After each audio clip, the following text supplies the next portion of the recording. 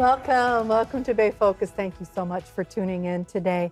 Well, we have two different groups to talk to today, two different organizations. I want you to stay tuned. In just a little while on the show, we're going to get caught up with a ministry called More2Life that is connected with New Life Solutions, pro-life ministry, but they go in to schools and they talk to young people on how to make some positive life choices. So it's prevention with our youth. It's amazing what they do. We're going to hear about that in a little while. But first up on the show, we're going to get updated because it's been a few years, actually, since we've had a ministry on here called Hope for Her Florida. And they are doing an amazing work rescuing people, helping women. And there's a reason it's Hope for Her, rescuing women from all kinds of situations, providing help. We're going to find out exactly what they do with our guests. Next to me is Cheryl Hickman, who is the founder and executive director of Hope for Her. Thank you so much for coming back on the show. Thank you, Been a darling. few years. Thank you, darling. And you brought with you your program director, Lizette Perez. Nice to have you. And then an organization you partner with, because partnerships are so important, called Dancing for a Difference. And we have Sarah Battaglia, the founder of that organization. Thank you so much, Sarah, for being with us today, too. We're going to talk to you in a little bit, but we're going to start. Cheryl, what is Hope for Her and who do you help? So thanks for asking, and thank you for having us back again. We love your show. Thank you. Hope for Her works with women and their families that are in crisis or trauma. We help them search for those life skills and help them find strength again. It's based on a concept of rebuilding life skills, removing barriers, because that's a huge problem with women that are struggling, and then restoring their life again. We believe that God's given everybody a purpose and a plan, and we want to help women live that life. Yeah, and I think there are so many different ways that you do this. And Lizette, I'm going to throw this to you because as program director, there are specific tiers of things that you do. Mm-hmm. Explain that to us.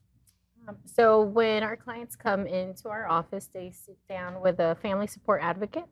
And during their appointment with the family support advocate, we touch on their spiritual health, their financial health, their emotional, mental health, their environmental and relational health, and their physical and nutritional health.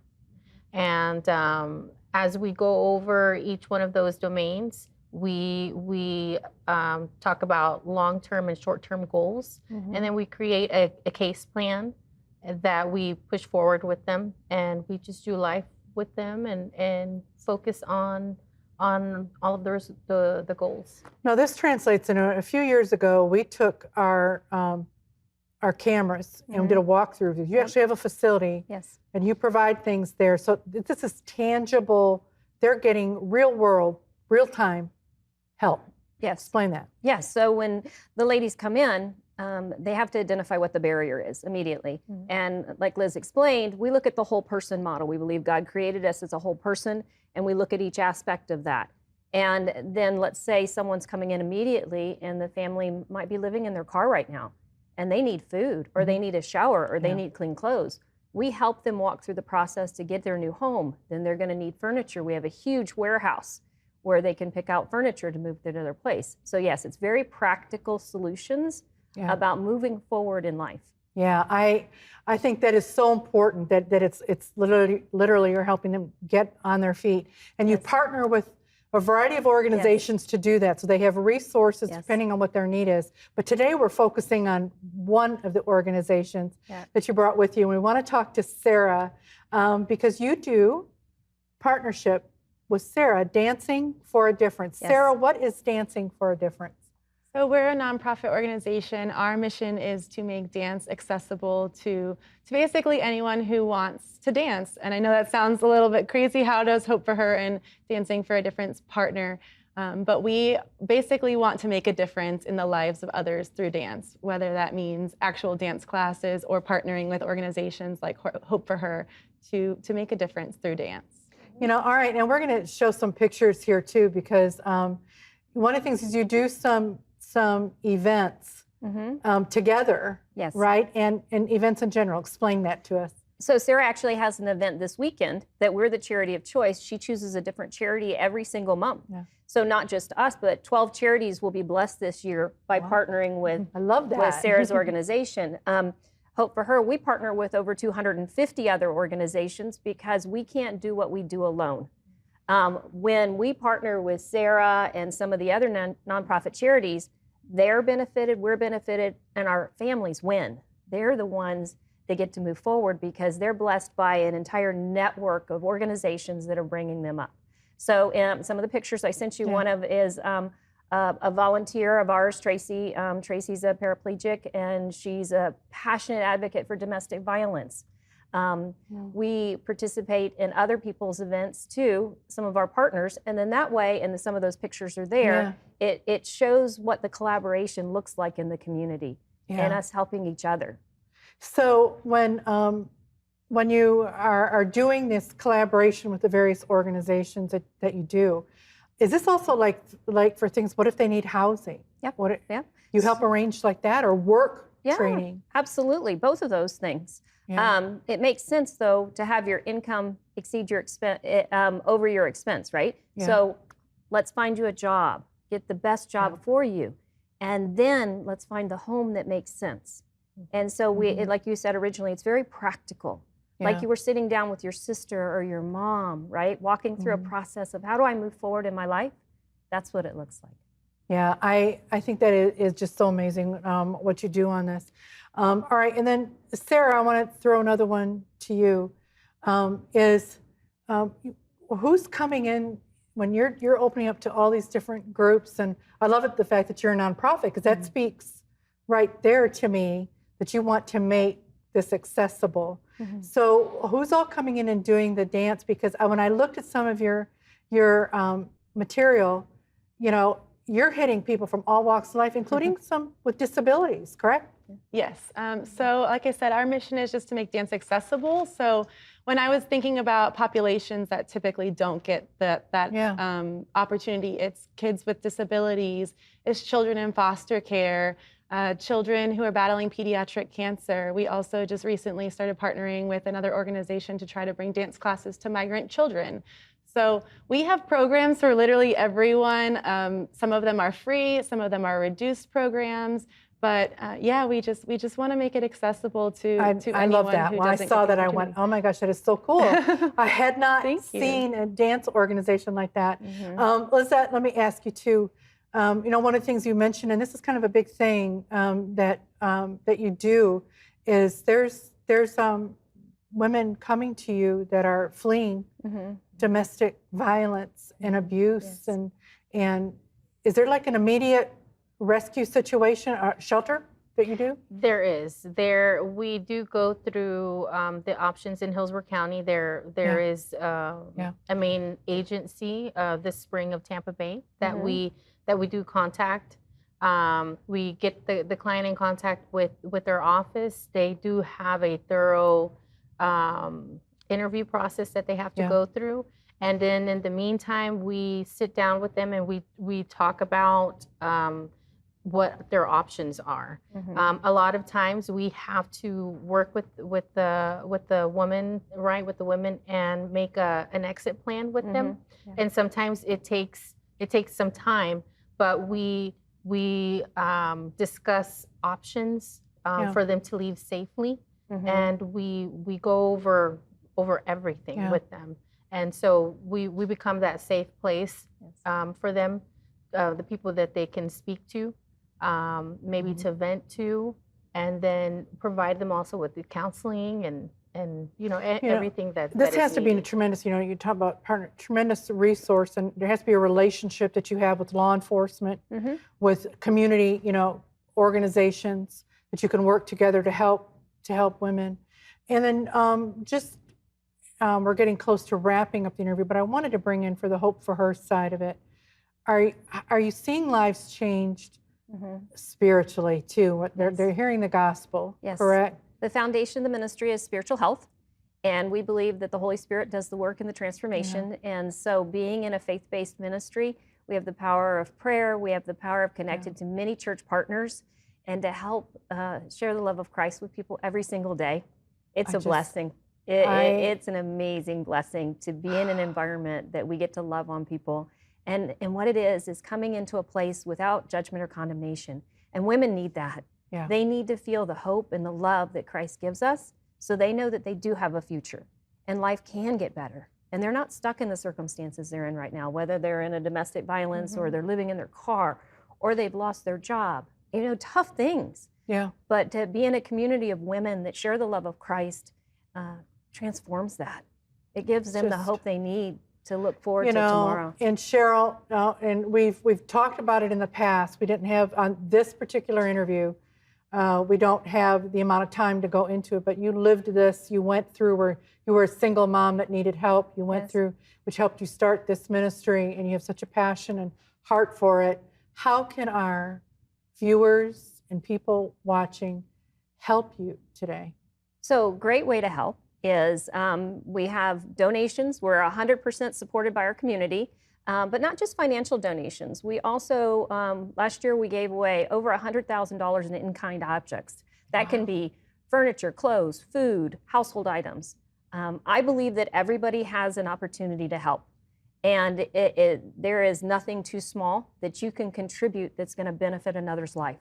Yeah. If you have a air fryer or a coffee pot or dishes or clothes or whatever, if you want to donate that to us, we're like a big funnel and we give it right back out to the community again. Yeah. And you are Brandon-based. We are Brandon-based, yes, ma'am. So out there, and we're going to put on the screen how they can contact you.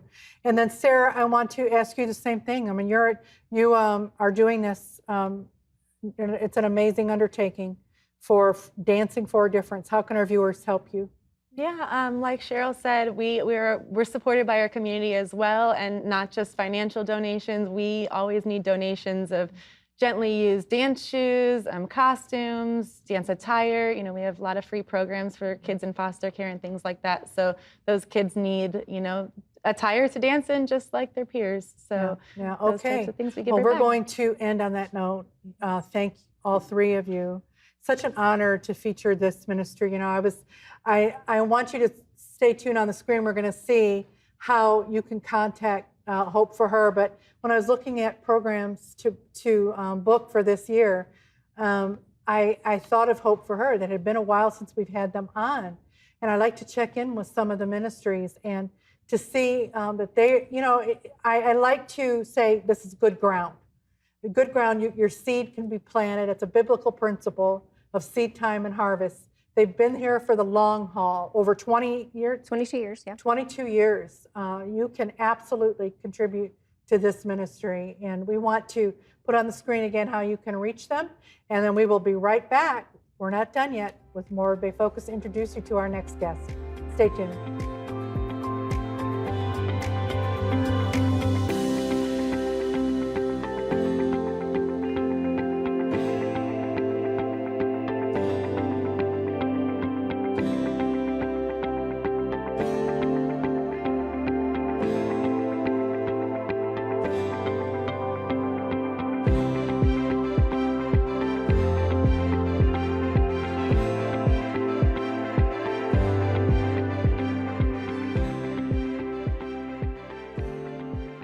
We want to hear from you. Is there an event happening in the Tampa Bay area or an organization helping the local community? If you have answers, let us know. Email us at darleneg@ctnonline.com. Find us online at ctnonline.com/bayfocus or follow us on Facebook at Bay Focus TV.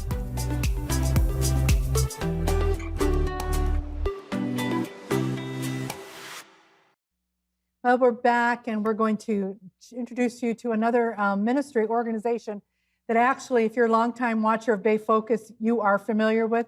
New Life Solutions, the premier, I call them the premier pro-life organization here in Central Florida. They have so many different locations and what they do with their clinics and how they rescue babies from abortion. But one of the arms of their ministry is reaching out to youth, going into various places to touch base with our youth to make a difference in prevention, on life choices, positive life choices. And today we're going to talk about that arm of the ministry, and it's called More2Life.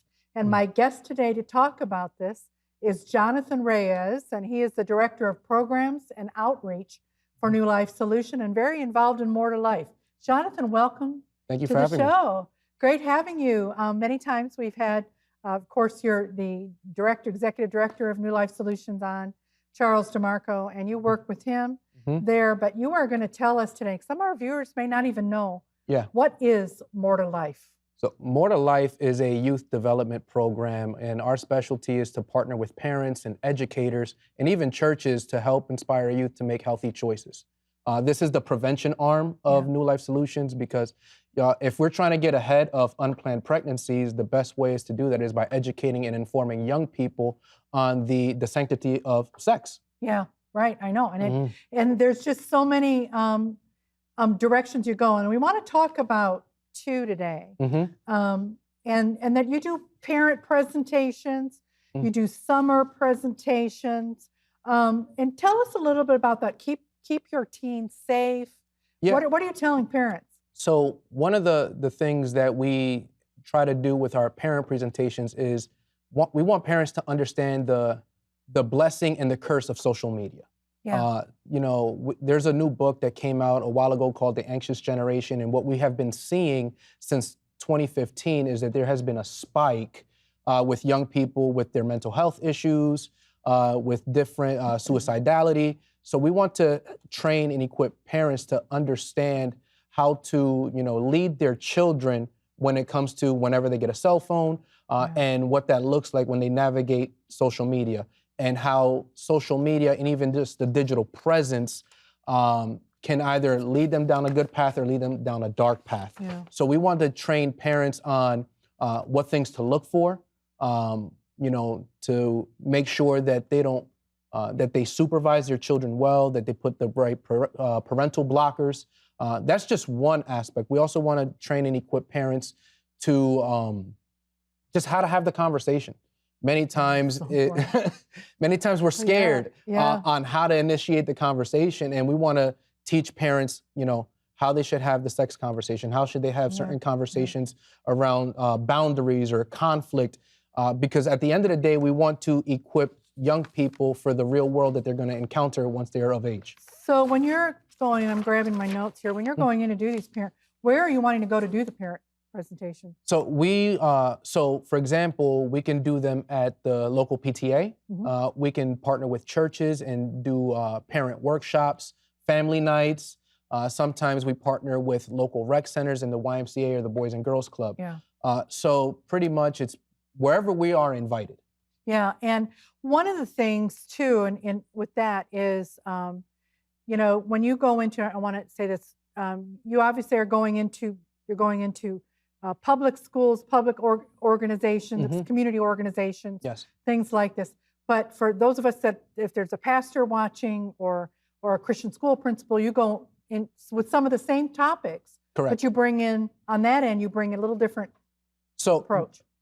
Well, our presentations remain the same, but the approach may differ. So when we're in a public school, we would say that the principles remain the same. We're just not explicit on where the principles are coming from. Yeah, that's a good way to put it. So when we are in Christian spaces or in youth groups, we are more upfront on this principle comes here, stems from this policy, this scripture. For example, we will talk about peer pressure or relationships. And then if we're in a Christian school, we will say, you know, Paul says in 1 Corinthians 15:33, bad company corrupts good morals. When we're in the public spaces, we will talk about, you know, you are influenced by whoever you're surrounded with. So we're taking the same message of scripture, but we're just rephrasing it in a way that's friendly to a secular audience. You know, and I want to bring up here, we have some other areas to cover. We're flying today, but I want to bring up here that it's one of the reasons I wanted to have Jonathan on the show is to get into some of the public schools. Requires an invitation. That is correct. So our viewers might be able to help with that. Explain that. Yeah, so we were approved by Pinellas County School District to go into the public schools. That doesn't mean that we can now bring in our presentations. What that only means is that they approved our social media safety presentation, and what we need is help from, so if you're watching and you are a middle school or high school health teacher, you are approved by your school district to invite us in to talk about social media safety. If you are a parent or you have influence around certain teachers or administrators, we would encourage you to attend the local PTA and advocate for us. Let them know that we are an organization that has the students' best interest in mind. We want to equip and prepare young people for the things that they're going to encounter in the world. Yeah, well, you know, you have, and you mentioned some of these, but I'm just going to do a quick, because then we're going to pivot here a little bit. But there's so many different areas you talk about: conflict resolution, dealing with change, leadership, boundaries, finishing strong, bullying, drugs and alcohol, healthy relationships. You mentioned social media safety, peer pressure you mentioned, sexual risk avoidance, goal setting, respect, time management. Wow. That is so many different areas that you cover. And how does this translate now into, for the summer camps? What do you do? How do you do those? So usually what would happen is a lot of YMCAs, Boys and Girls Clubs, or local rec centers offer summer camps to help partner with parents, because just because the schools are, the children are out of school doesn't mean the parents are out of work.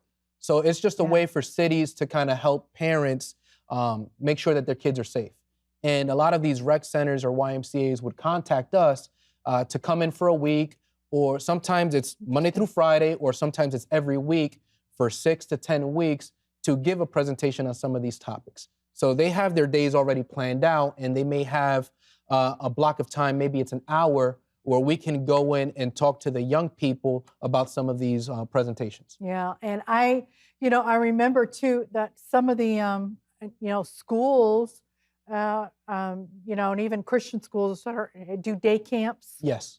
In the summer, so that's kind of the vehicle that you're looking for. Yes. Okay, so one of the things too, this was cool that I saw. You do virtual presentation? That is correct. So there's a school in Ohio. The teacher used to teach here in Florida. Now he moved to Ohio. And because he loved our program, he got the approval from his school board for us to come and do virtual presentations. So I love that. we'll use Zoom, and he'll set us up and puts us up on the big TV. And it's still interactive. So the students can hear me, and I can also hear the students. So we praise God for technology. Yeah. That we can still engage in that way. So, it's not just in person. So there are many times, because of the pandemic, we were able to pivot and do it in a way where we can still engage with our audience in a virtual setting. Yeah, I love that. All right, give me an example. What has been the impact? What can you see on young people? Paint us a picture. Are kids coming? Are they responding to these presentations? Do you have an opportunity to maybe talk with them after and one-on-one? Yeah, so a couple weeks ago, there was a local school here where I went for their career day. They invited me in. I had 8 presentations, but they were only 20 minutes apiece. But because it was not my first time there, when I was, getting my badge to go in, one of the students said, "More2Life." So I was like, "Oh," and they said it with a smile on their face. So it's not like they had their head down, like, "Oh my gosh, she's here." They were happy to see me. So that's encouraging to know that the presentations are engaging to them. Yep. Another school, one of the students came up to me and said, "Man, you gave me a lot to think about in a positive way. I think I need to, make better choices with who I become friends with, because my friends are leading me down a dark path, and you're telling me that if my friends can also be the vehicle to my success in the future." That's huge to get those kind of responses. Yes. From teens, and wow. All right, we just have a couple minutes left. How can our viewers help New Life Solutions as a whole? 40 years of ministries, but More2Life in particular. This is such an important part. Yeah, so if you go on our website, m2l.org, there's a section where you can hit contact us, or you can even ask us to come out. So you can give financially towards our organization. It will bring you to New Life Solutions. You can also pray. One of the things is God can do way more through our prayers than what we can do through our strategy or through our networking. So just pray that God would soften the hearts of, school administrators, teachers, to hear our message and see that our message is helpful. I believe that there's a revival coming. There's been a shift in the culture with, how they're viewing even Christianity now.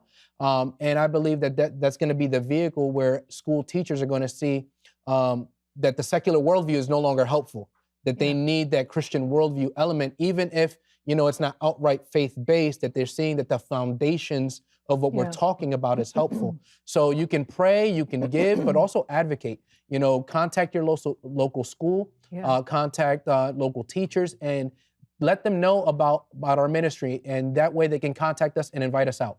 That is a great way to wrap up our segment. Thank you so much, Jonathan. You did a great job of articulating this. And wow, I can't think of a greater way to help the next generation than what More2Life is doing. And that's one of the things that,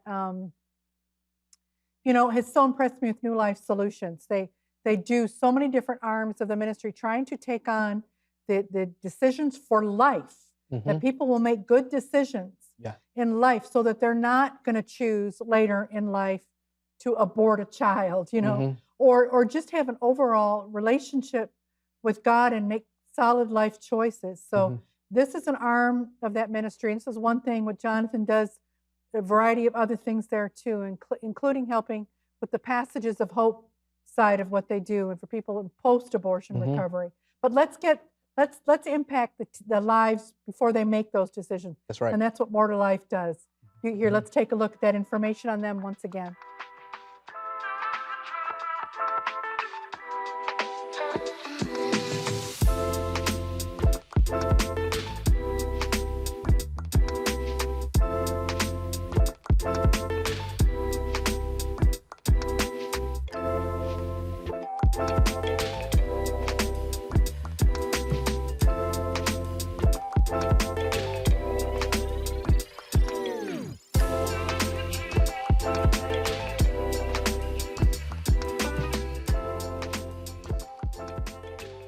For over 20 years, Bay Focus has taken you behind the scenes of Central Florida ministries, community organizations, and local events.